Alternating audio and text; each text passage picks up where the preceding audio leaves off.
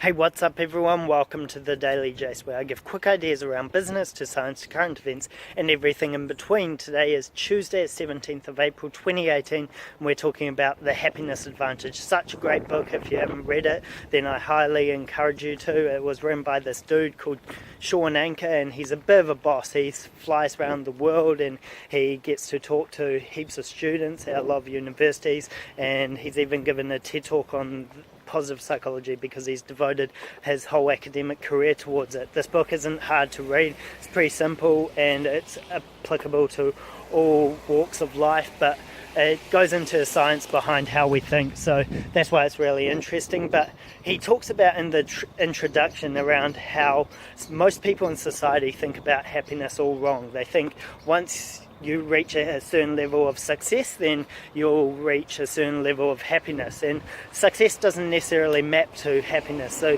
he said that most people go about ticking boxes, so they might try and buy a house, they might try and get a job with a good income, or try and get a wife and kids to grow a family. And he says that the model needs to be flipped around. Happier people often find success because they're more innovative and creative. They can deal with adverse situations better. They know what they want. They can set goals and go after them. So we need to start thinking about that whenever we want to live happier lives. And one of the concepts that came up in the book was this thing called the Tetris effect. So it's this concept that came about because researchers at Harvard University got a whole bunch of participants in to play Tetris for 3 days straight. They were allowed to sleep at night and they got fed and ate, but during the day they had to be playing Tetris non-stop. So these participants, when they left the labs 3 days later, they found that they started seeing Tetris blocks everywhere they went.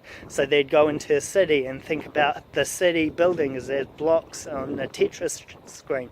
They went into a supermarket and saw food on the shelves and thought about clearing rows. They went home and saw their bookshelf and thought about dropping blocks into it, and so they couldn't stop thinking about Tetris. So the researchers got those participants back in and did a little more tests, and they came up with this concept called cognitive afterimage. And what it means is that the more you think about something, these new neural pathways get formed and they keep building. And anyone who's done neurology know that neurons that fire together wire together. It means those neural pathways get strengthened, and so once you get those pathways strengthened, you start seeing the world in a certain way. And when you're in situations, you're constantly thinking about, and this goes towards mental states as well. So if you're in depression, it's often hard to escape depression because you're always thinking about things in a negative light. And the same with optimism. So